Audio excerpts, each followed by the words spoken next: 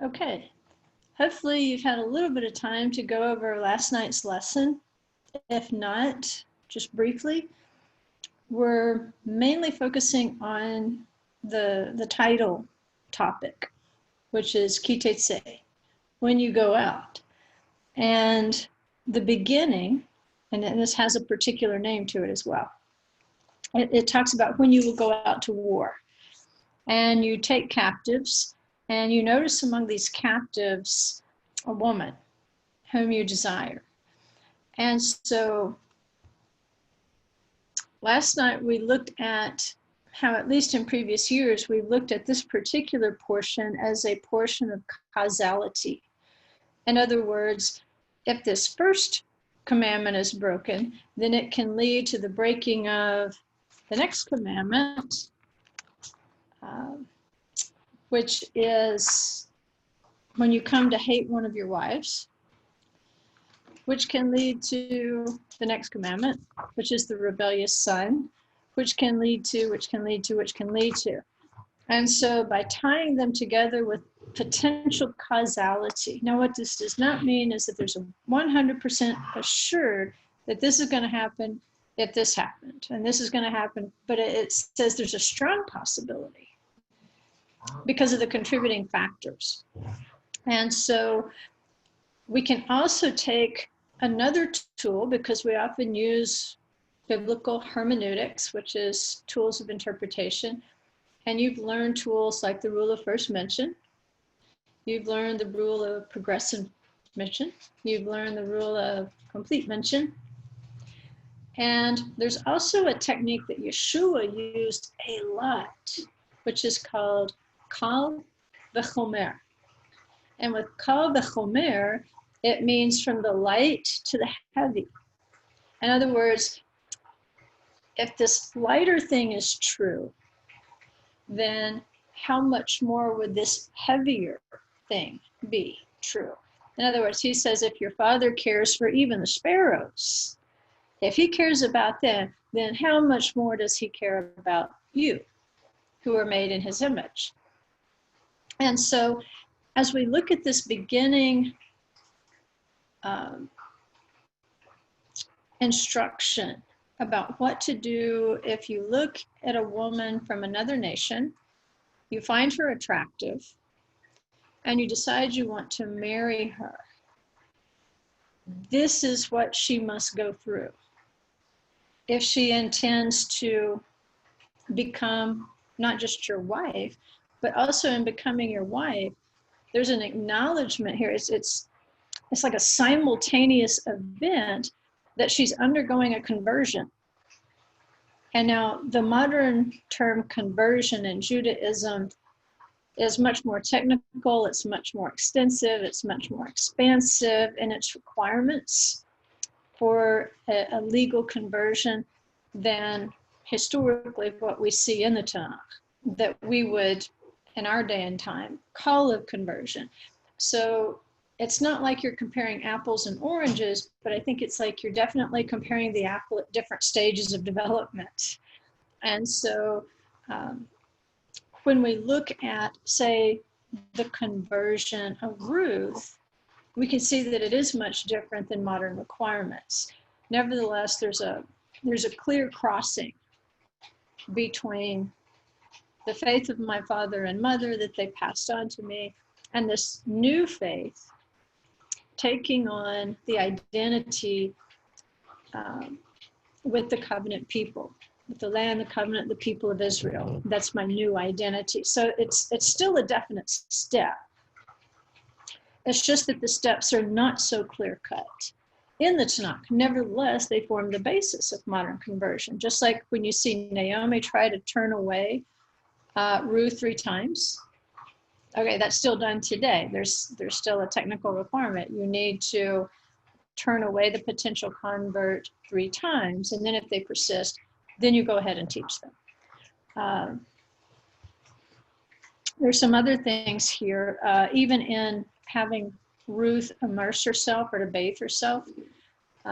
It kind of gives you the basis there for even the mikvah of the convert and so forth. But I don't want to get too much into the technicalities or differences between then and now, but I want you to see the beginnings. I want you to see that when you do cross that line between my old life and then my new life as an Israelite, that there are certain things that had to be done in the case of the captive woman. And so in the case of a woman who is captive, it's presenting you this case, but nevertheless, you're supposed to take some of these precepts of how the captive woman would cross into the marriage agreement and therefore into the covenant. I mean, she's not just taking on a husband, she's taking on the whole people. That's the ultimate outcome of this. And so if these things would apply to a captive woman, how then would you transfer this to someone who doesn't come in a captive, who is simply someone from a foreign nation who of her own volition, of her own free will, or of his own free will, decides to cross that border and join himself or herself with such a drastic statement as Ruth made. And that's, if you want homework, I have some homework at the end of the lesson on the PowerPoint. So if you have to leave early, once you get the recording, you'll be able to see the PowerPoint. But based on the statement that Ruth makes to Naomi, very specific statements, I want you to be able to take this particular precept of the Torah and link it together with Ruth's statement and see if you can draw some conclusions there. Because even though Ruth's story is not identical here, she's not a captive woman, there are still some of the same earmarks. And so we look at those things they have in common, and then we can project out, I think, standard for how do we know when we've crossed over. So let's go ahead and share the screen.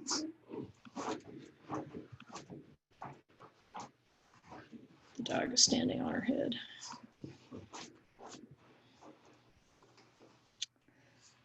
Okay, let's go on down.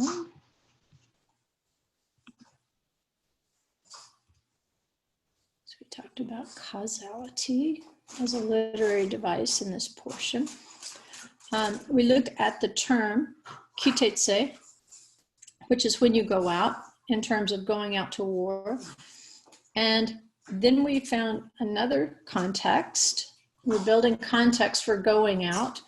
And that's what Yetzah means. It means to go out or to bring out. And we found it in the context of the end of the year, B'tzeit Hashanah.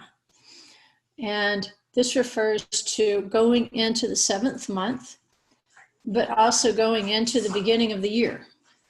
And like I say, that's a completely different lesson as to how you could have a beginning of the months and a beginning of the years that aren't the same, but you can get the Truth, Tradition, or Terror book if that's still a puzzle to you. But the answer eventually is yes, because if you look at them chiastically, 1 is 7 and 7 is 1. But at the going out of the year, and again, our context for Ruth is going to be in the harvest seasons of the barley and the wheat. Sukkot is the ultimate ingathering. And so we can almost see Ruth as a kind of first fruits of what we might look forward to at the ultimate end of the year, the ultimate ingathering, when the 1 year is going out and then the new year is going to be brought in. And so this is the passage we're dealing with. When you go out to battle against your enemies and the Lord your God delivers them into your hands and you take them away captive, and you will see the captive woman. The contrast here, as we go back to the first mention of Yetzah, and its form is Tetzei, the earth brought forth Eretz. And remember, Eretz is also the way of referring to the land of Israel itself specifically. So there's, Sean, cut it out. Probably a squirrel. There's a play on words here where you can say, okay, the earth brought forth vegetation, But you can also see prophetically that the land of Israel itself is going to bring forth vegetation. The land of Israel itself is going to bring forth plants yielding seed after their kind, and trees bearing fruit with seed in them after their kind. And God saw that it was good. In both cases, it would be good. Whether simply the earth itself is bringing forth seed-bearing plants that are true to kind, or whether specifically the land of Israel and its people, the trees, the wheat, they're bearing seed specifically after their kind. And we broke down that word last night, mazria zilah, which is like seeding seed or sowing seed in with the intention of making pregnant. And so Elohim sees this, and he sees that it's good, that it's tov. So that's our first mention. When we look at Tetzei, we go back to Tetzei in Genesis 1:12. And so getting our first mention, it sets the essence of the word, bringing forth seed, bringing forth green plants, bringing forth fruit-bearing trees. So if we look at this captive woman and we connect it to the original context of the verb, kitetse, then we see the potential that is here, even though it's presenting it as a huge warning that this may not be the best idea. Nevertheless, there is a potential in this situation when you do bring this captive woman into your house that it's possible that seed can be sown to make pregnant, and the offspring will be true to their kind. And God will see this as good. It will constitute his idea of what is good, not necessarily our idea of what is good. Often our idea of what is tov and what his idea of tov are two different things. And it's just a matter of when we get over ourselves and agree with him that his idea of tov is tov, and quit trying to bend his idea of tov into our idea of tov. But that's the potential that's embedded within the situation, even though it's fraught with danger. Because remember, this woman is an idolater. She's come from a family of idolatry. She's come from a culture. She's come from a heritage of idolatry. And this isn't going to change in a month.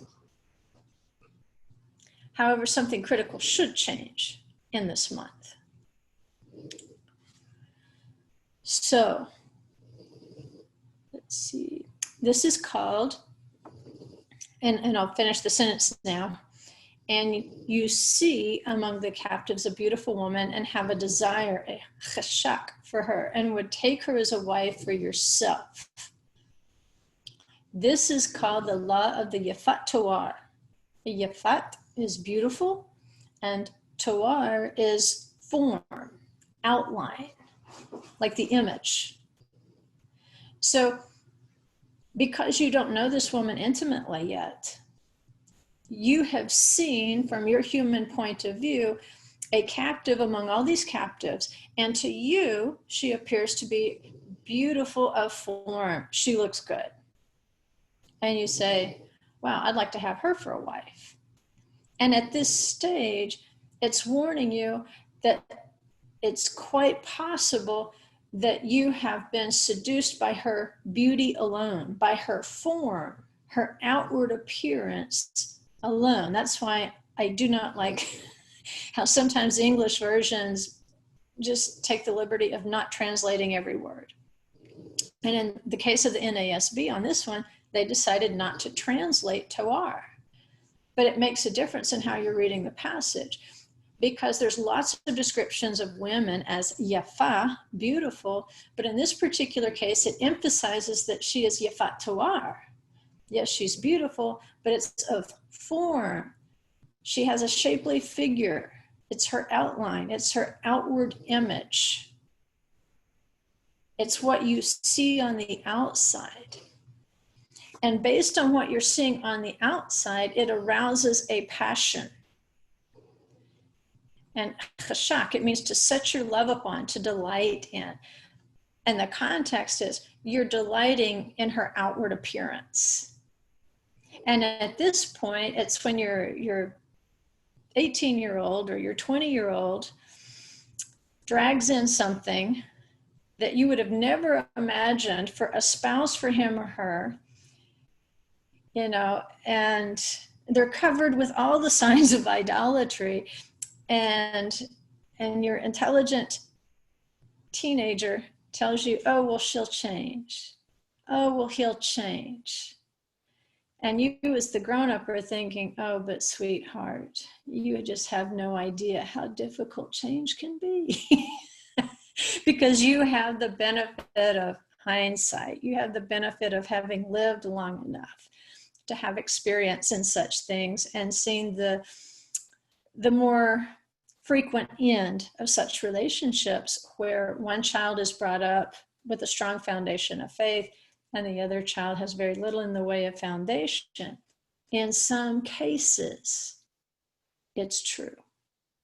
The potential spouse does turn around. The potential spouse does get saved. The potential spouse does turn out to be a pastor or a preacher or whatever.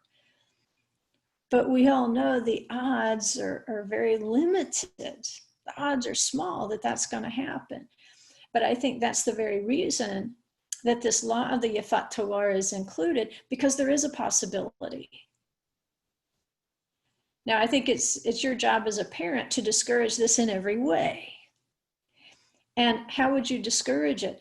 Well, our Father in heaven has discouraged it in this particular way with the law of the Yefat Toar, because he sets out certain guidelines. First thing you're going to do is shave her head. If her hair was beautiful, there it goes. Now you can see all the moles on her head and the warts and that it's shaped funny and all that. If she had beautiful eyes, well, now, because she's going to cry for a month over her mother and father, she's just going to have swollen red eyes. Her face is going to be all swollen from crying because she's not just lost father and mother, she's lost her whole world. She's not going to be getting manicures and pedicures. Her nails are going to grow long. And she has to stay in your house, but you can't touch her. So you're basically tripping over her all the time. And she's this miserable, sad little person wearing sackcloth and ashes because she's in mourning. She's no longer wearing those beautiful garments of her captivity that she put on in order to try to distract the invading army, which was a custom back then. They'd dress up their young women as pretty as they could and send them out there, just like the Moabites and the Midianites did. And so now she's taken off all the jewelry, all the beautiful clothes, and she just looks like some little pitiful street urchin. And so for a month, you look at her worst, not her best. And then at the end of that month, you may have come to the conclusion that, you know what, this was just chashak. It was just passion. I was delighting in her outward form. And now that I see her inward form, I'm no longer interested. And so you set her free. Same thing on her end. If she has gone through that month and she is not willing to literally marry in to the people of Israel, then she's still not marriage material. No matter how much you might still delight in her, you are not allowed to marry an idolater. And so as the grown-up, as the father of, giving consent to this potential marriage, there's certain stringencies that must be observed. And as parents, if you're presented with this situation of, one of your children wanting to marry someone that you perceive as being an unequal yoke, as someone who is happy in idolatry, unlearned, uninstructed, limited potential for improvement in your eyes, then try to see them with the eyes of Elohim. That yes, there's still a small potential there, but let's find out if this relationship is about outward form, taking delight in outward appearance, or if these two young people are truly interested in one another's hearts and inner beauty. And you can set up some stringencies situations where they're not going to see one another at their best. No touchy, no kissy. And give them time to look beyond the outward form and to find out what the other one is like inside. And if it was meant to be, then you will see that spiritual transformation. And you will see the other willing to look beyond the outer ugliness, the plain person as he or she is. And maybe it'll work out, maybe it won't. But that's why the law is here, because there is a chance that the Yefat Toar is actually something more significant than an outward form. Okay, let's see. And I made a point last night that this captive woman, it's a double entendre, because she's not just a captive of Israel. She's also chained to the idols of her heritage. So the fact that she's a double captive really is a chance for her to find a double freedom. She can be free from her idols of her heritage, and she can find freedom within the Torah and the covenant. And so for a full month, she's going to distance herself from that idolatry. At the end of that month, if she is not going to be like Ruth, a true convert to a new faith, and leave those idols behind, then she's still not permitted as a wife, but you have to let her go free. And what that's doing, again, it goes back to the seed. When the Eretz, when Israel brings forth, when it goes out, when the plants go out, when the seeds go out, they have to reseed themselves true to the kind. If this woman is not going to reproduce true to the kind of the Eretz, true to the kind of Israel, you have to let her go free. Because what you don't want is just say, okay, that's all right, I'll marry her anyway, and then find out that what she's producing because of her own seed, she's reproducing idolatry, and then potentially, as we see this causality effect of the Torah portion, that she could become a hated wife, that she could become the mother of a rebellious son, which are the next two topics, that she could be the subject of a divorce, which is found in chapter 24, verse 1.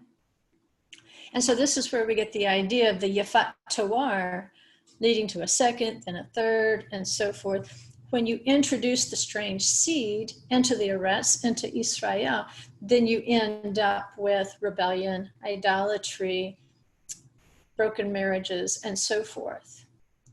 In fact, in the portion, the new husband has to stay at home with his wife for a year, building up his house and its spiritual foundation before he experiences the temptations of a soldier away at war when those temptations are at their height, which is what brings us to the beginning of the Torah portion, Ki Tetzei. When you go out to war, you're going to be vulnerable. Nevertheless, Israel is a righteous army, and they are not permitted to rape women even in the heat of war, because of the potential of the seed that could be sown in that violent act. That seed will reproduce according to its kind. If it is sown in violence, then it will continue violence. And the rabbis give an example. Now, I don't know that we can find exact wording that tells us everything they're reading into it. But it tells us that in 2 Samuel 3:3, and it's talking about David. It says, it's talking about David's wives, by the way. It says David's second wife,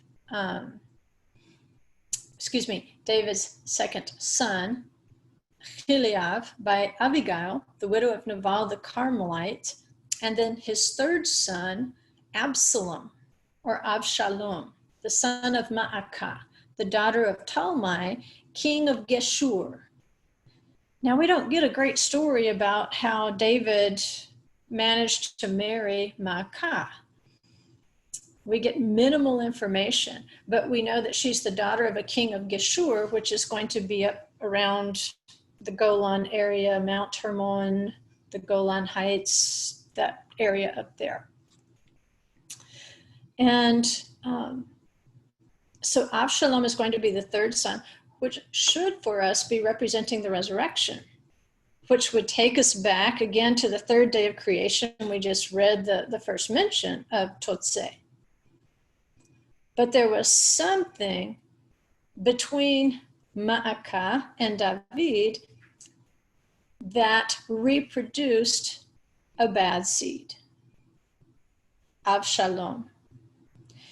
And so because the scripture does tell us where she came from, that she's the daughter of Talmai, the king of Geshur, a foreign king, they realize that David has taken a foreign wife.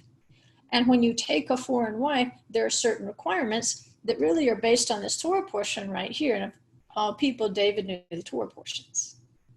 And so he knows the customs of the captive woman.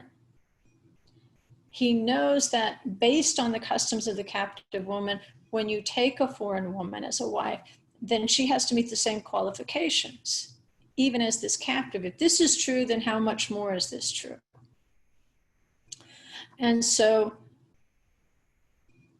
what they say is, let's see if I've got it on here.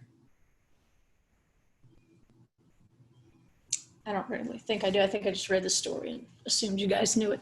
But they say that Talmai was defeated in battle, and that he gave David his daughter, Ma'akah, and it's kind of a conciliatory sort of thing that happens. And then she was not that keen on marrying David. The marriage was transacted in a state of fear on her part. In other words, the pressure is coming from her father. She's not really on board with this. She doesn't know really how to react, but because of fear, she goes ahead and marries David because she doesn't have a choice. It's a coerced marriage. And so that spark of idolatry that should have been dealt with in this period of stringency, of this period of testing before the marriage, they say it never took place. And so even though David may have assumed that everything was okay, it wasn't okay. That she married out of the wrong motives. And by skipping this step, David allowed a spark of idolatry and rebellion to be introduced through her seed into the household because the marriage was not of free will. And they say that this impurity of the seed showed up in their son, Avshalom, which means father of peace. And there's irony there because Avshalom brought anything but peace to his father. And they say it's because the original contract, the original transaction of marriage was not born out of peace on the part of both parties, but was a result of war and placing one's passion or chashak above the Torah's commandments concerning marriage of a foreigner.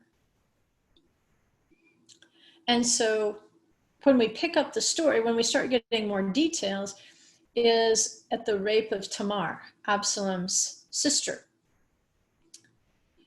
And after he killed his brother Amnon for raping Tamar, we are told at that point that Avshalom fled to his maternal grandfather's house in Geshur. He's going back to an idolater's house. And so where it may have stopped with simply taking a blood vengeance for his sister's honor, something happens in that house. And when Avshalom comes back, he makes it look like everything's okay, but there's a rebellion brewing. He leads a civil war against his father David, and then he rapes his father's own concubines on the roof of the palace. And the Midrash says that all these things happened because Ma'akah was the Yefat Toar. She was beautiful of form, and David desired her, but he didn't completely go through the process of making sure she was on board with being a member of Israel, a covenant member of Israel, not through a forced marriage, a coerced marriage. And so even if we look at the story of Tamar, Avshalom's sister, we see that Amnon desired her because it says she was Yafa. And that suggests to me that she wasn't just Yefat Toar, beautiful of form, that she was beautiful inside and out, that she was truly a virtuous girl. And so it was because of this that Avshalom eventually goes to war with his own father. This word that describes when you might fall in love with a captive woman, chashak, if we go back to its first mention, or the first mention I could find in that form, it describes the love with which Shechem loved Dinah after he raped her. So there's a similar situation with Shechem and Dinah. First he rapes her, and then he decides he loves her. I'm sure she was Yafa. But notice something significant in the story. We tend to have a lot of compassion for Shechem, thinking he's truly changed, but there's something that tells you there's still a spark of idolatry within him. Because even though he professes his love, his chashak, he keeps her in his custody. After he rapes her, there has not been a marriage negotiation with her family. And in those marriage negotiations, typically what needed to happen was for the father and the family to make sure that she had all the afforded protections written into the marriage covenant. And so he's saying, I love her and I want to marry her, but I'm not going to let her go. And we know what happens in such situations. There's either the coercion aspect that they're saying occurred with Ma'akah and David, or you're going to have, what do they call it? It's a syndrome where you basically fall in love with your captor. And that's not the proper love either. It's not free will love. And so in each of these situations, you have the potential wife who is denied free will. Rape is going to bring its own judgment. But along with that, that's not just the end. But violence against women is counter to the covenant. I mean, this is, for its day and time, a prohibition against raping women in the heat of battle. It's unheard of. It was considered a right of the victor. And so the Torah teaches that violence against women is going to bring its own consequences. And in each of these cases, you also have a crime of rape, not just in the general sense of violence against women, but in a specific occurrence. And so just as we have the model of Rebecca being consulted, will you go with this man and marry this guy that you've never met yet? They have to have her consent. That's the model. So if we take this, on top of that, the Yefat Toar, we can see that the Torah is mandating that free will must be part of a marriage. If free will on both parts, because I'm going to give you an example where the roles are reversed, where the rape is actually reversed. Because rape does not have to be an act of violence. It can also be considered an act of coercion, where the person is not in full possession of their faculties. In fact, if you check the the Israel Times right now, there's a huge case going on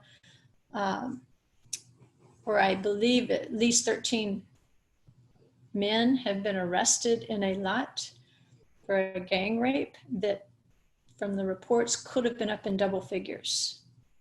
And it appears that the girl was impaired. She was drunk or whatever. Again, where were the parents?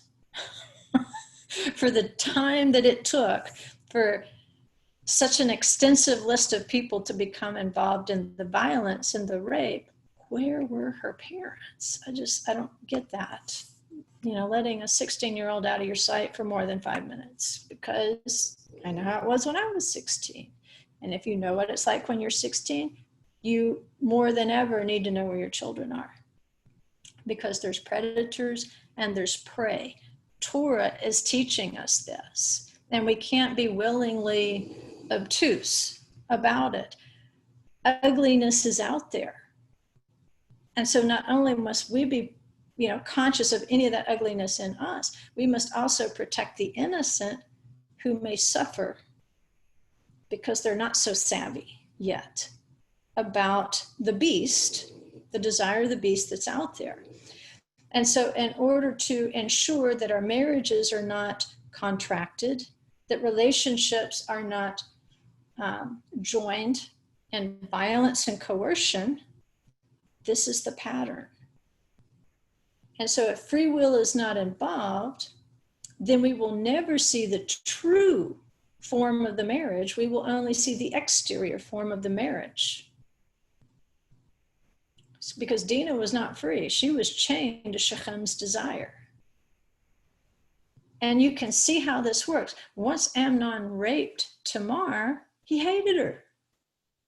So he didn't love her with an everlasting love. He simply desired her. Chashak. And so that's the beast. That's nothing more than an animal. So rape is never permitted. A coerced marriage is not valid. Incest is not permitted. And it's because of the fact that there's a huge possibility that the offspring could inherit the corruption of the reproductive act. Now, with that huge warning, in spite of the risk, in spite of the warning, the Torah establishes this provision of the Yefat Toar.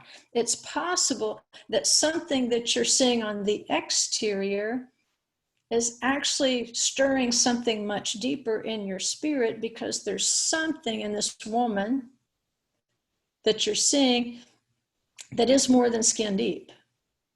So in spite of the risk that you'll produce an Absalom out of this marriage, there has to be some overriding, redeeming possibility in marrying a Yefat Toar, assuming that she meets the stringencies and that you also meet the stringencies of the separation. And so even though, in fact, Ruth is credited with being the righteous force. Remember, we've got a commandment against the sons of Israel marrying the descendants of Moab and Ammon. Not only did they come from an incestuous relationship, the daughters with the father, and again, it was coerced. They got their father drunk. He didn't really know what he was doing. He impregnates his daughters, and now you've got offspring like Moab from my father. And so it's because of Ruth, who was a Moabitess, that they took the verse, they took the plain sense of the verse and says, if you just read this literally, it really says that the sons of Israel, that the sons of Moab cannot come into the congregation. I think we talked about that last year. But it doesn't say anything about the women. It says the sons may not enter the congregation. It doesn't say the daughters may not. And so because of the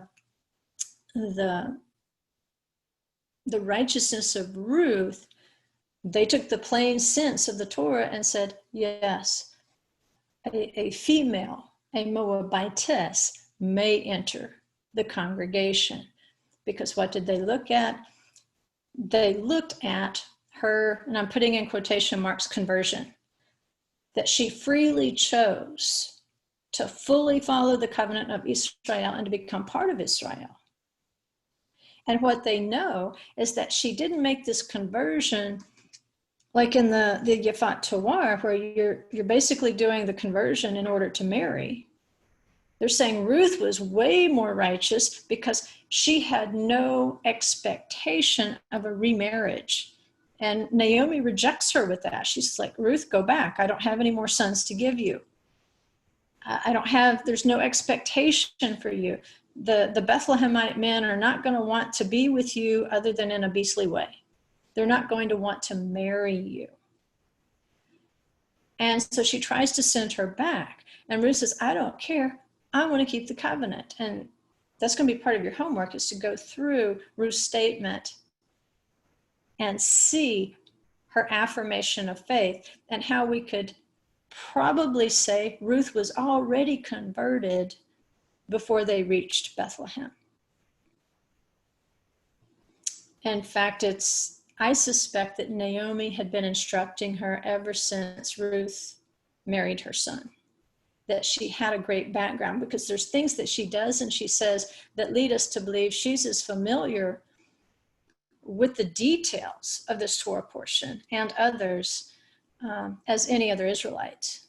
So her statement of faith and her walk of faith preceded even meeting Boaz. She didn't do it so she could marry Boaz. Boaz married her because she had already entered into righteousness. She had learned a lot already. And when Boaz reminds her, you can have any nice looking young man, you're a beautiful woman, you could have any of these young men, or you could have any of these rich men. It's telling us that she's already become a modest, virtuous woman of good reputation. And that's acknowledged when he goes to the elders of the city gates in Bethlehem. She is acknowledged as a virtuous woman. And he says, any of these men would be glad to marry you. I mean, if you went after one of them, they'd snap you up in a minute. But she makes it clear that I'm not after someone that is handsome of form. I'm interested in you because you're a righteous man. I'm interested in you because you didn't allow people to humiliate me because of who I was, because of who I used to be. I'm interested in you because when it comes down to it, you can see in the negotiations that Boaz makes with the property in Ruth, he's not really doing a levirate marriage. There's attributes of the levirate marriage.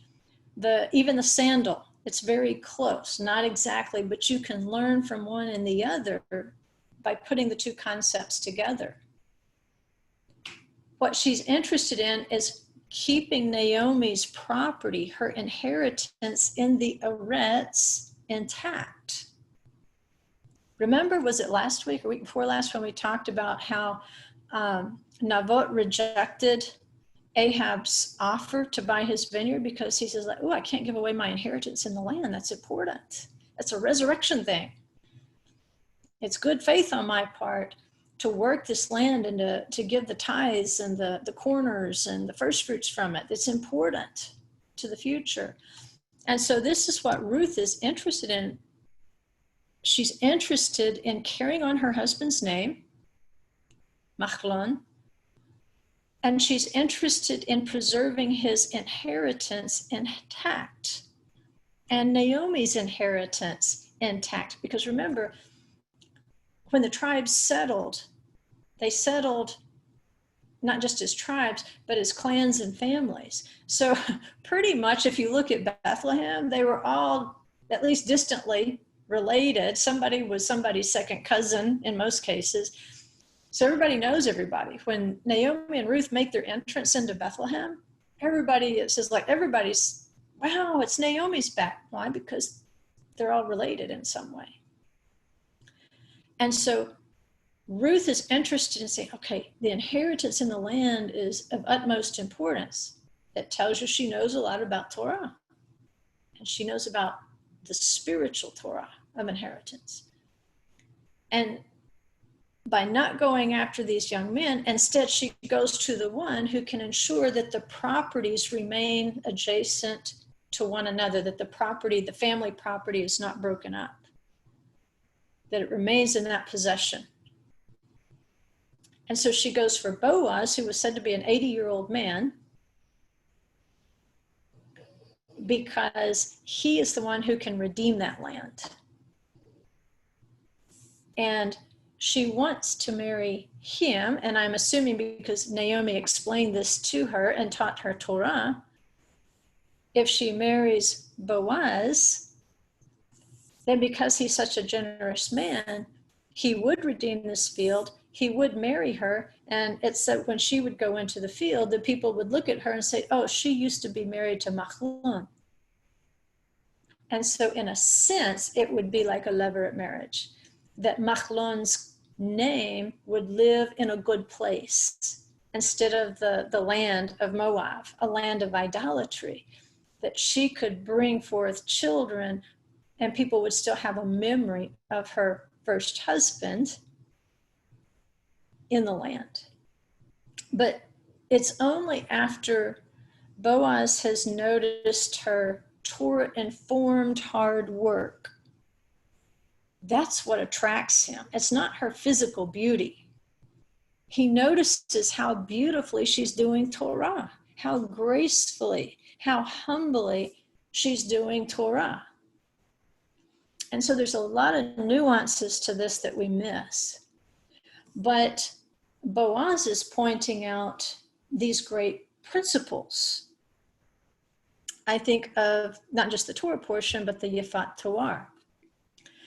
So in Ruth 2:10, it says, then she fell on her face, bowing to the ground, and said to him, why have I found favor in your sight, that you should take notice of me, since I am a foreigner? Boaz replied to her, and by the way, she's saying there a nakri. A nakri is really the worst kind. It's not even a ger.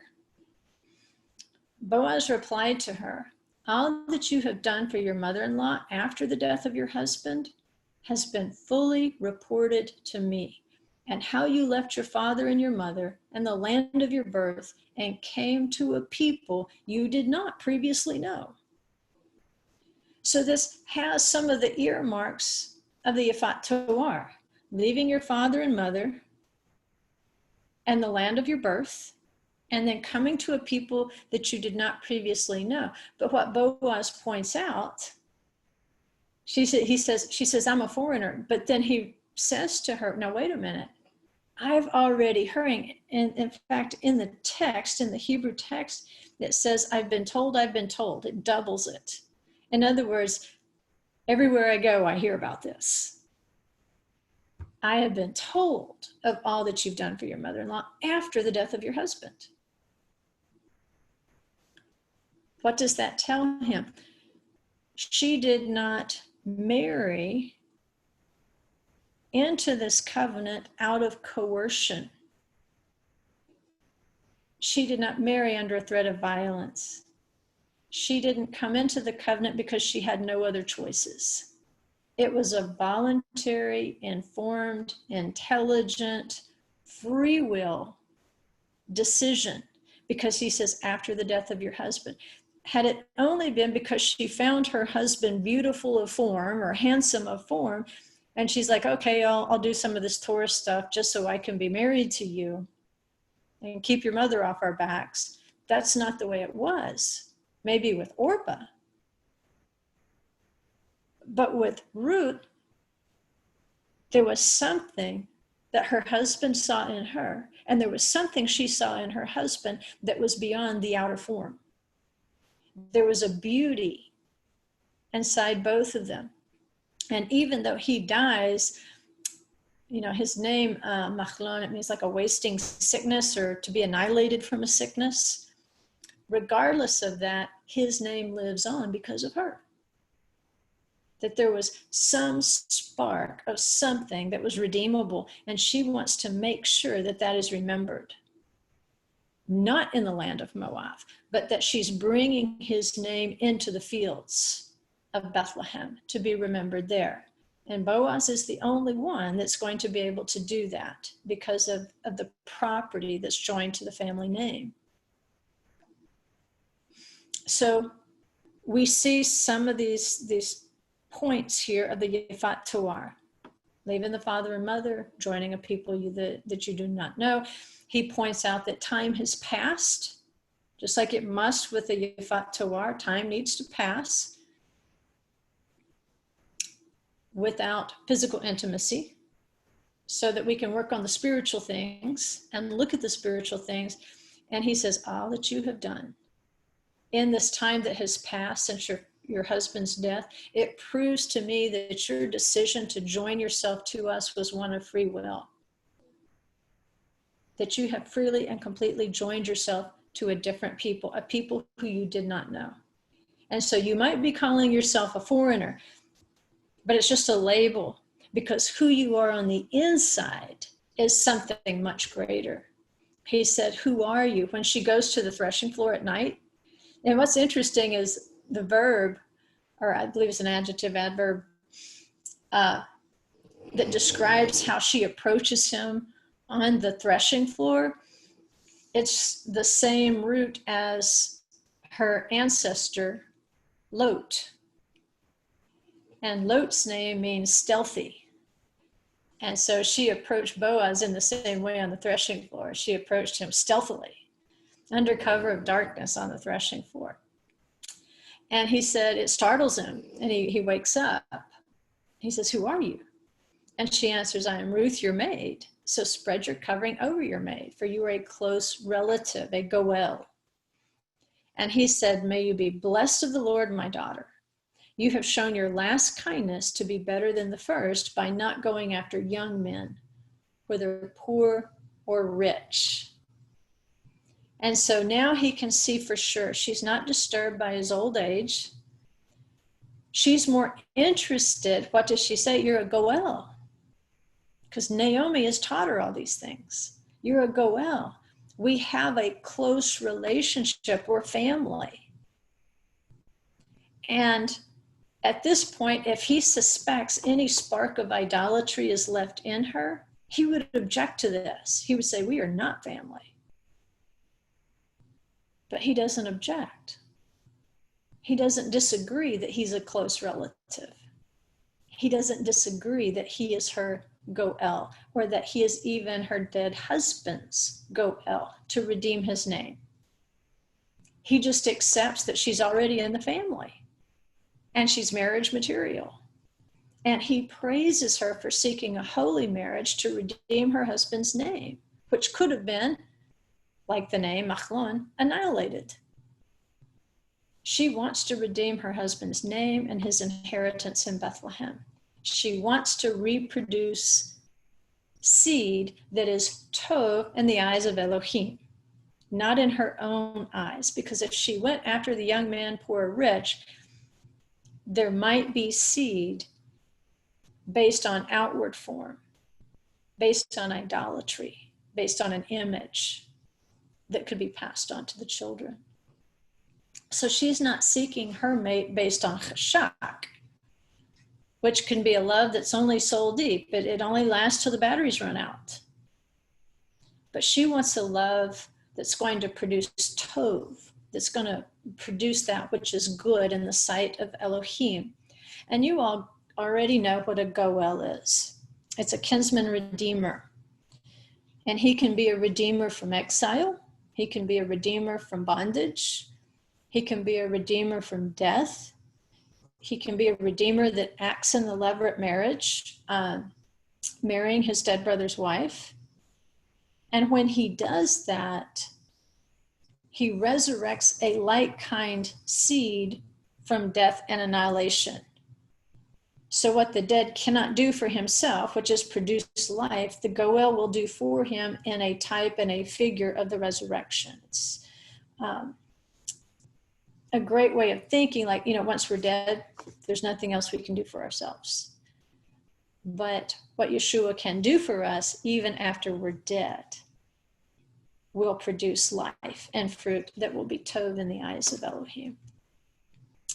So if we look at the arrangement of the first two benedictions in the daily prayer, it makes sense. And I gave you a link on the email last night to this. It's a very short program. It's called Why Did God Choose Abraham by Rabbi David Foreman on Aleph Beta. And there's the link if you didn't look at it on the email, which is a great analysis of Abraham and Sarah's genealogy and how the possibility exists that Abraham could have married Sarai in a levirate marriage. Because we see so many points that are similar. It's not identical. This is not a true levirate marriage, by the way, but it has the earmarks of it. So we can learn one thing from the other thing. But it's because of Abraham and Sarah's mutual faith and belief in the resurrection. And I believe it goes back to these seed promises of the third day of creation, where the first thing went out, Tetzei, like Tetzei. We're wanting things to grow in the land that are tov in the eyes of Elohim, same way they were in the creation. And so Abraham and Sarah, they come to this land, this promised land, this Eretz, Yisrael.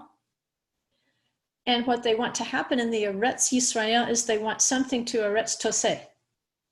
And when something Eretz Tetzei, it will be tov. The seed will produce after its kind. There will be seeds of righteousness that will replicate themselves, and then it will be good. And so in view of that, Abraham and Sarah buried at Hebron, which was thought to be an entrance to the garden. It connects them to the Eretz Tetzei. What's going to grow in this garden? What kind of trees and fruit are going to grow in this garden? And so when you pray the first prayer of the daily prayer, the Avot, it specifically names the Redeemer, the Goel, as the essence of it. And then the second prayer is called the Gvura, which is the power, referring specifically to the power of resurrection. So you've got the Avot recognizing the kinsman redeemer in the pattern of the patriarchs and the matriarchs, and which will lead to, remember, causality, just like it is in the Torah portion, this faith in the resurrection that we see in the Avot, and the belief in a redeemer to their children's children will eventually culminate in a resurrection. So I don't know if you have a Siddur, but it's great to do these daily prayers because there's so many good things embedded in them. And I'm not sure if I can do this without the Hebrew, actually. It's weird to see it in English. But this is the Avot. It goes, Baruch atah Adonai Eloheinu Elohei Avoteinu Elohei Abraham Elohei Yitzchak Elohei Yaakov Ha'el Hagadol Hagibor V'Hanara El Elyon Gomel Chasadim Tovim Ve'koneh Hakol Ve'zocher Chasdei Avot U'maviv Goel Livnei V'neihem L'man Shemo Be'ahava Melech Ozer Moshiach Magen Melech Ozer Moshiach Magen Baruch atah Adonai Baruch atah Adonai Magen Avraham Baruch atah Adonai Baruch atah Adonai Magen Avraham. So you can see in the Hebrew there that it does mention the Goel. And let me go down here. Here it is in English. You pray, blessed are you, Adonai our God, and the God of our fathers, God of Abraham, God of Isaac, God of Jacob, the great, mighty, and awe-inspiring God, the Most High God, who bestows kindness and creates all, who remembers the kindnesses of the fathers, and this is critical, and who brings a Goel, a redeemer, to their children's children for the sake of his name with love. O King, Helper, Savior, and Shield. Blessed are you, Adonai, Shield of Abraham. All right, so if you just work on that prayer, even if it's not 3 times a day, even if it's once a day, this prayer is prayed 7 days a week. After a while, it begins to sink in how the fathers and the mothers of our faith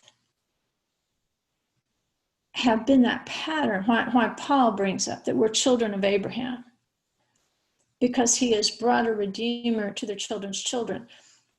Abraham was a foreigner who came into the land. But not only that, because of Abraham and his descendants, we have the Torah, and we understand how even those who were foreigners, the worst kind, Nakri, not even the Gerim, the Nakri, the worst kind of foreigner, a Moabite, can be brought into the covenant because there is a Redeemer. And once we see that in the person of Yeshua, this prayer just lights up for you. Because what's going to come out of this relationship between Ruth and Boaz? A king, a helper, a savior, and a shield. So, and then it's followed with the resurrection prayer, the Vorah. Let's see if it's in English. You are forever mighty, my Lord. The reviver of the dead are you. Great in salvation. He makes the wind blow and the rain to fall. He upholds the living in kindness, resurrects the dead with great mercy, supports the fallen, heals the sick, and is faithful with those who sleep in the dust. Imagine Ruth thinking about her dead husband as part of this. Who is like you, master of powerful deeds, and who can compare to you, King, who causes death and restores life and makes salvation sprout? And you are faithful to resurrect the dead. Blessed are you, Adonai, the resurrection of the dead. So the Avot and the Gevorah, yes, they're two different things, but one is a continuation. It goes back to the causality of the Torah portion. Because of the Avot, we can sing this song of resurrection. We can sing this song of the Redeemer. And if you want to sing it, it goes, Ata gibor le'olam Adonai, mechaye metim, ata rab lehoshia, mechakel chaim b'chesed, mechaye metim, rachamim rabim.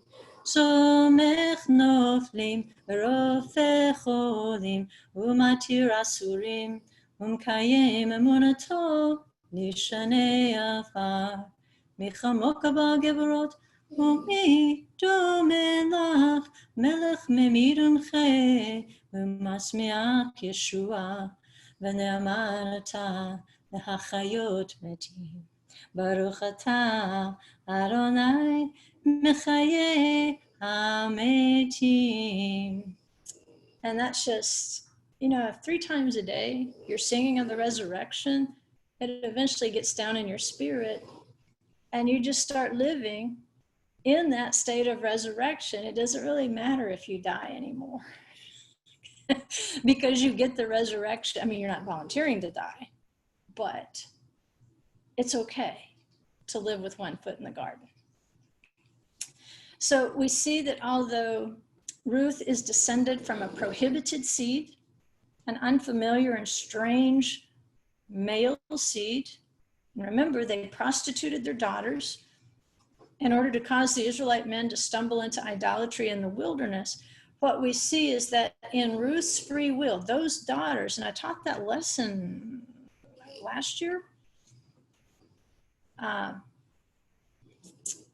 some of the dynamics of those powerful men prostituting their daughters to save their own skins. But what we see here, even though descended from that type of idolatry and beastly behavior, Ruth's free will is what's determining her future. So the land of our birth, or the people of our birth, or the culture of our birth, or the religion of our birth does not determine our future. She chose to be an Israelite. And she was an Israelite. She was a Jewish soul, joined to the house of Judah, and one to be resurrected from the dead because of her faith. And so when she meets Boaz, she says, yes, I'm a Nakri, I'm a foreigner of the worst type, what she's actually doing is Boaz is able to see the stark contrast between who she says she is and what she's doing and what has been reported about her. It's her actions, not her race, not her skin color, not her culture. Those are not the things that define her. It is her actions that attract Boaz's attention. And he knows, because the servant that he asks about is telling him some things within the Hebrew text that we don't really have time to deconstruct. But basically, the Torah prescribes 3 different ways of gleaning. There's the peah, which is the corner. Peyot would be plural. You set aside the produce at the corners of the field for the gleaners. There's no amount specified, but if you left less than 1/60th, you were considered to be a cheapskate. The second type, oh, and by the way, at the corners, that's like, if you pulled up downtown and threw a money bag over the side of the truck, that's the degree of competition that went on at the corners of the field because it was easy pickings. It was all concentrated in one place. The hardest thing to do was leket, the second one. Leket is the individual stalks. So a gleaner was permitted to pick up 1 or 2 individual stalks that may have fallen. If the harvester mistakenly dropped 1 or 2 stalks of grain, not sheaves, stalks, he couldn't pick them up again. He had to leave them on the ground for the poor. So this was the hardest type of gleaning to do because you're picking up 1 or 2 stalks at a time. And you're covering a wide area. It's a lot of work. It's a lot of walking and bending. The third type is the shicha, which is not to collect forgotten sheaves. Now these would be whole sheaves, and these were going to be the smaller ones. So if in the harvest, one of the harvesters forgot to collect 1 or 2 of the smaller sheaves, they were instructed to leave them behind for the poor. And then Jewish law actually set the size so that there wouldn't be disputes over whether you're entitled to that or whether you're not entitled to that. At any rate, the point is the most difficult one is leket because you're getting so little for so much work. And there wasn't much competition for that, by the way. The competition was for the peah. And then the shicha, it was more serendipitous, like you didn't know when that would happen. But number 2, leket was, a pretty sure thing. It's just that you were going to work yourself really hard. And that's all she asks for. She asks for permission to harvest the leket, the individual ears of grain that fell. And she doesn't just ask Naomi. When she gets to the field, she asks again. She's very polite. She asks permission, even though she's entitled to it by Torah law. She says, please let me go to the field and glean among the ears, the lakat of the grain, after one in whose sight I might find favor. And they say that her language is important because she says, after one in whose sight I may find favor. She's not mingling. In other words, she's the type of gleaner that's going to let everybody get out in front of her. And that's when she's going to glean. Because when you glean, you're in a kind of I don't want to say seductive position, but it's a position that can arouse. Remember, there's a lot of debauchery that went on in the threshing floor. That's why it was so incredible that Naomi sent Ruth to the threshing floor. At sheep shearing and at the threshing floor, lots of stuff went on. But they know that Boaz is a righteous man, and he's not going to let anything untoward happen. And he specifically instructs the harvesters, don't you dare molest her. Don't you dare insult her. Because when you glean, a woman has to bend over. And so rather than go in front of the men, where they can see her bending over, picking up the grain, instead she goes behind them. She's very modest. She avoids the crowds at the payot. Remember where the dollar bills are falling out of the back. She avoids that because there was such stiff competition. It was so easy. But you can see in her mind, the fewer people that I'm around, the less likely I am to be molested or insulted or impaired. And so Boaz notices these things. And then the servant tells him these things. And he thinks, you know what? This woman knows Torah. She knows what she's doing. What she's doing is very educated. For a foreigner to come in, she's saying she's a foreigner, but she's coming into my field. And it's like she's well versed in the Torah, and she knows exactly how to glean so that she won't be disturbed. She knows exactly how to glean so that she will be modest and not, and I don't like to say provoke rude comments from the harvesters, because it's the harvester's choice whether to be lewd and rude. But she doesn't even, open that possibility. She goes behind them so that if they do turn around and look and say something, it's completely on them. It's not as if she wants to be noticed in that way. And so Boaz notices, she's very savvy in the Torah.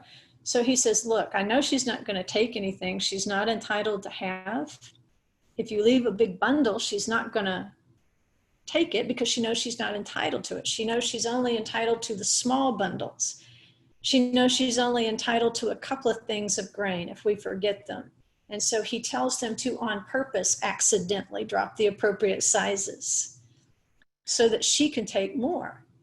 In Ruth 2:15, he says, when she rose to glean, Boaz commanded his servants, saying, let her glean even among the sheaves, and do not insult her.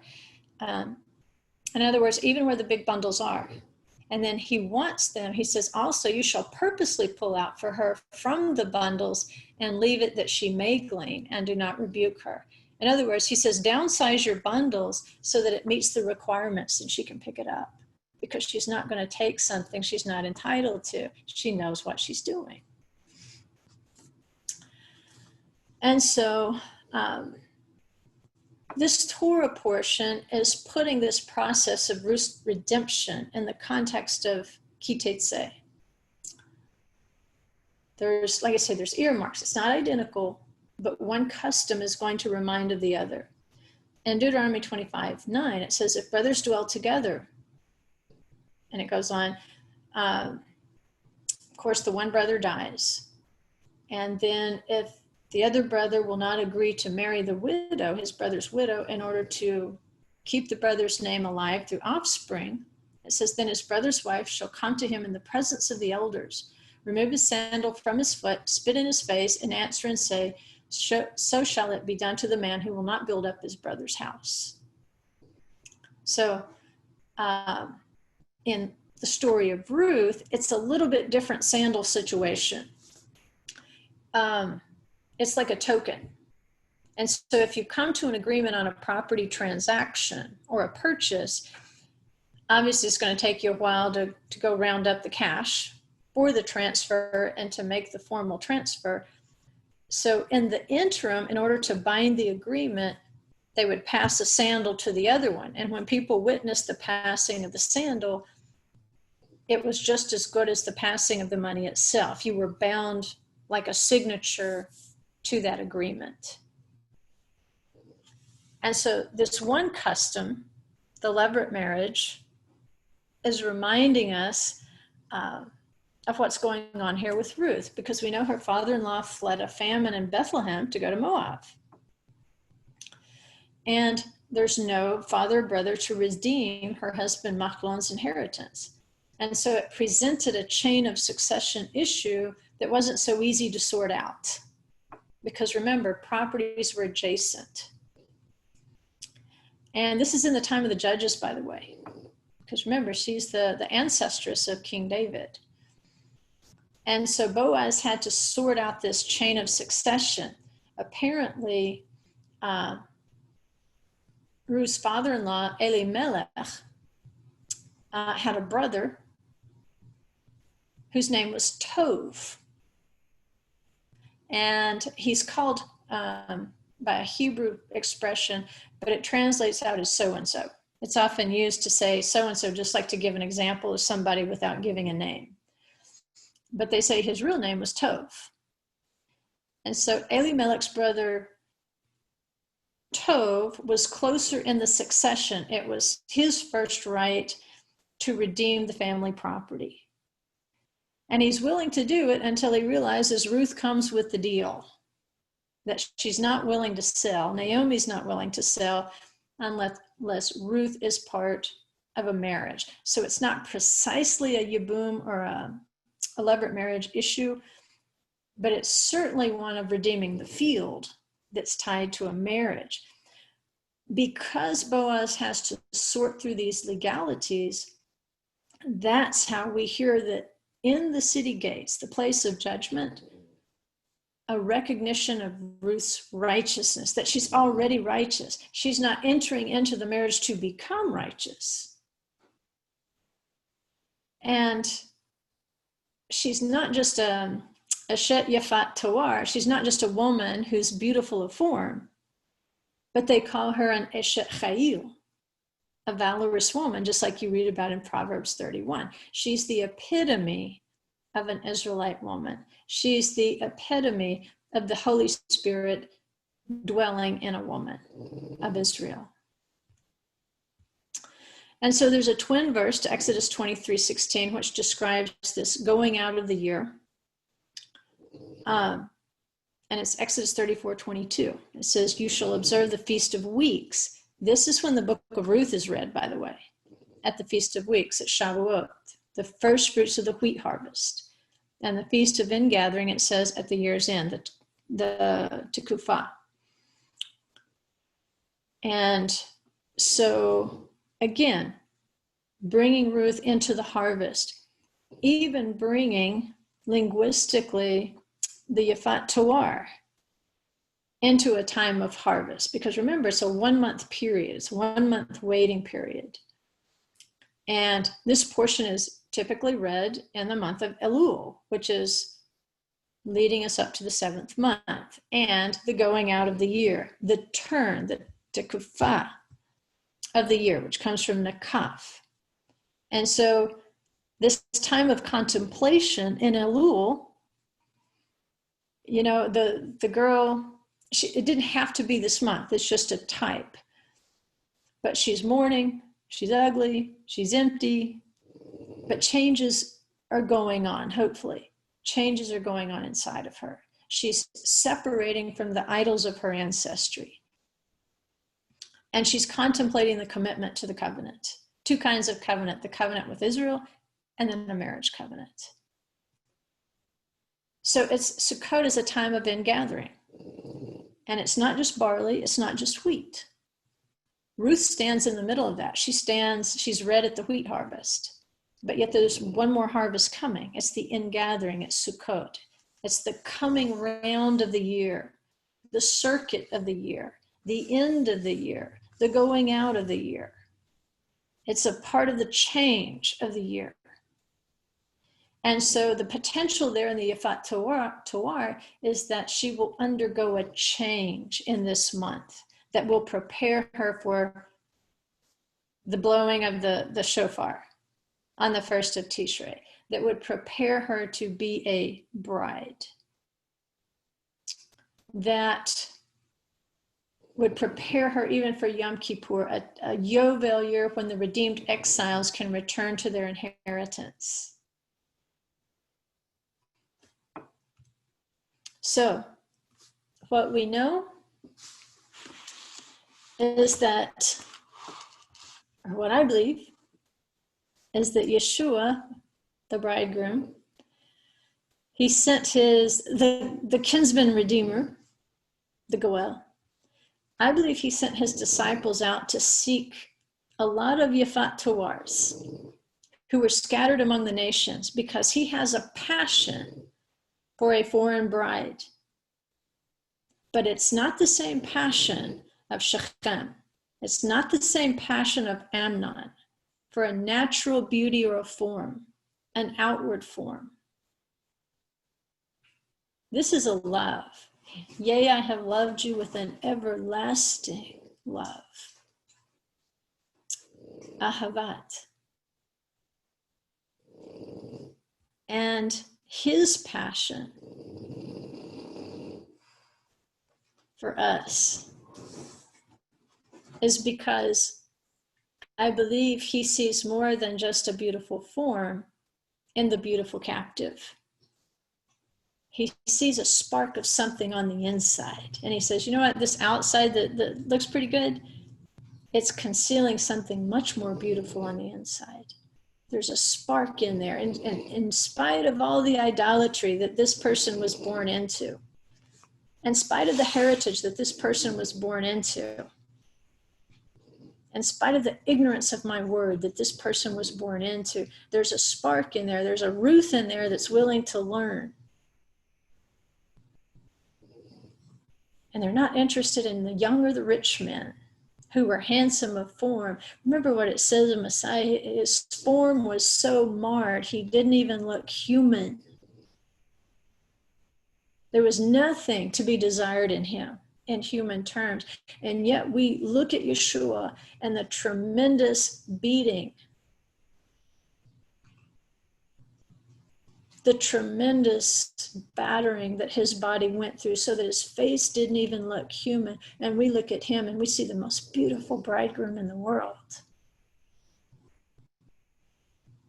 Because it wasn't about what was on the outside of Yeshua, it was what was on the inside.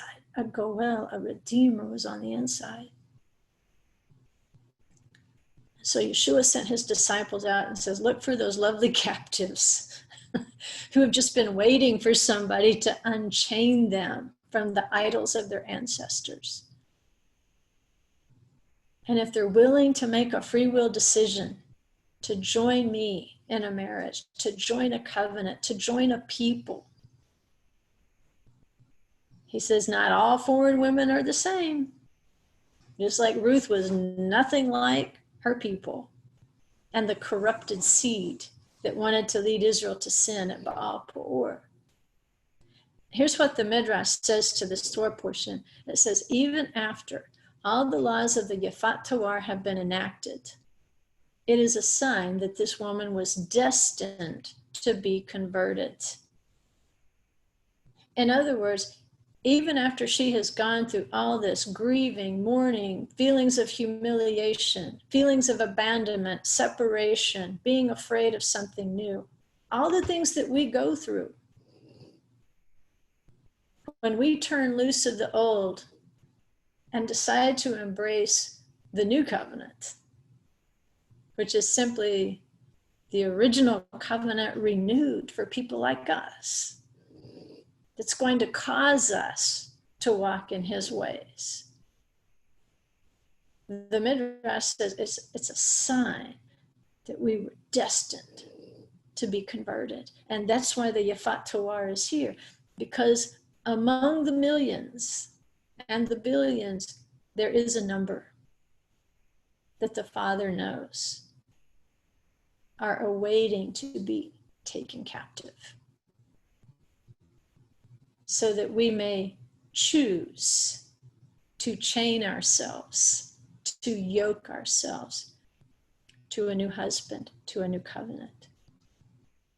And in fact, the Midrash says today, and this is coming from Jewish law, it says today we may marry Gilim from all nationalities, since the conqueror Sancheriv dispersed the nations from their lands of origin, and therefore we can no longer identify restricted nations.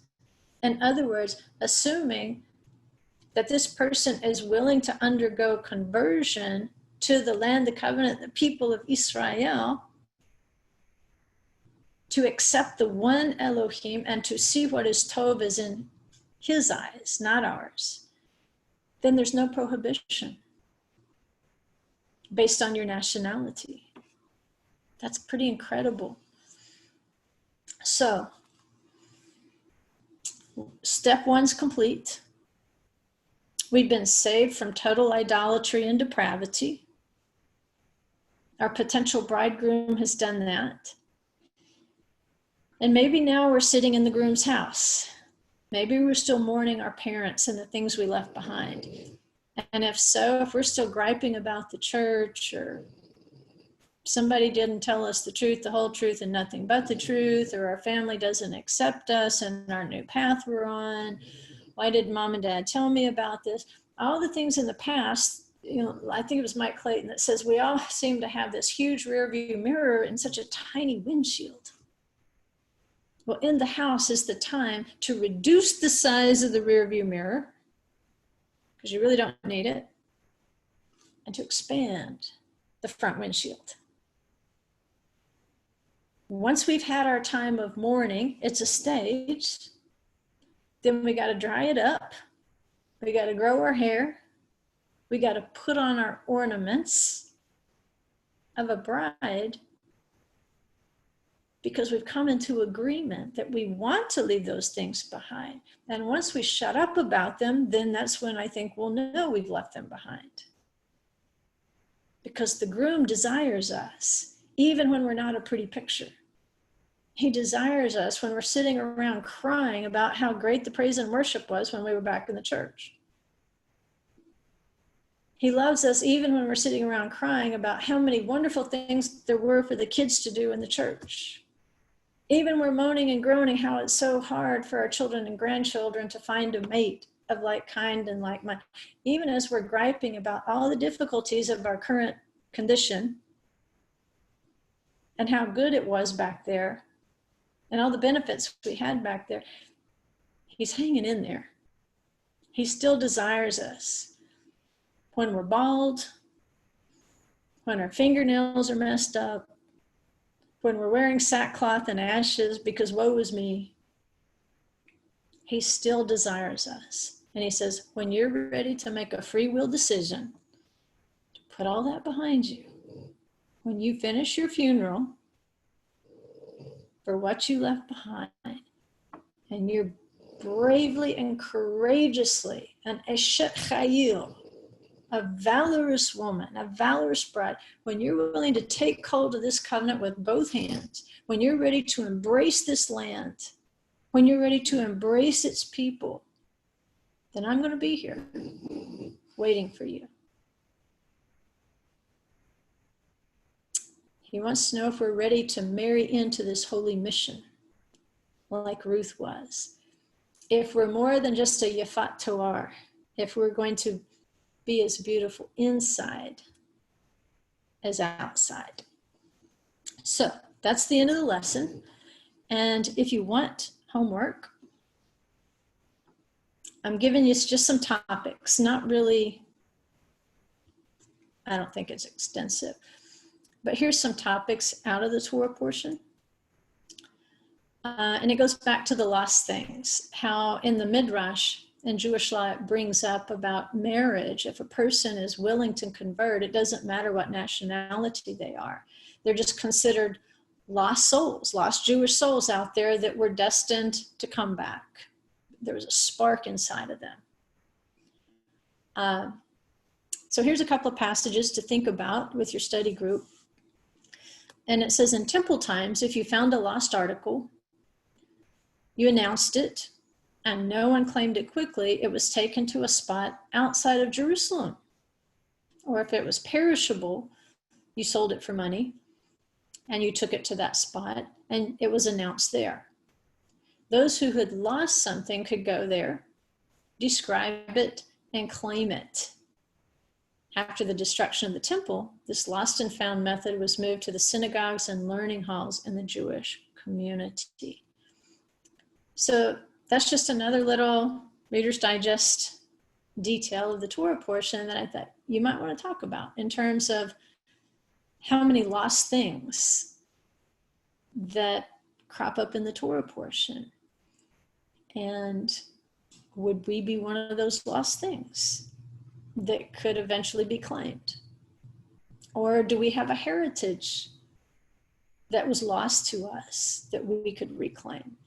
That's just something to get you stirred up. Also, the lost baby birds. Remember, there's the Torah that says If you want to take the baby birds, you have to shoo the mother away because you can't take the baby birds or the eggs out from under her. The Midrash compares this to the lost exiles of Israel. And they say, if a mother bird will fly back and forth in the heavens, calling to her lost chicks, then how much more does heaven mourn the departed presence of Adonai from the temple and her missing exiles? Now, I believe Yeshua directly alludes to this. And so it's up to you to find that passage in the Gospels. And then there's this one. And this, I believe, was Ruth's statement of faith. If we could say, is there a formula to say I convert, I leave everything behind, and I go forward with the land, the covenant, the people of Israel. I go forward with one God. I think this is the statement. Because Naomi says, behold, your sister-in-law has gone back to her people and her gods. Return after your sister-in-law. But Ruth said, do not urge me to leave you or to turn back from following you. For where you go, I will go. And where you lodge, I will lodge. Your people shall be my people, and your God, my God. Where you die, I will die. And there I will be buried. Thus may the Lord do to me, and worse, if anything but death parts you and me. Now, I've got 3 questions there, but to help you answer them, I wanted to read you a little bit out of the commentary on the Book of Ruth. And for this, I'm going to stop sharing.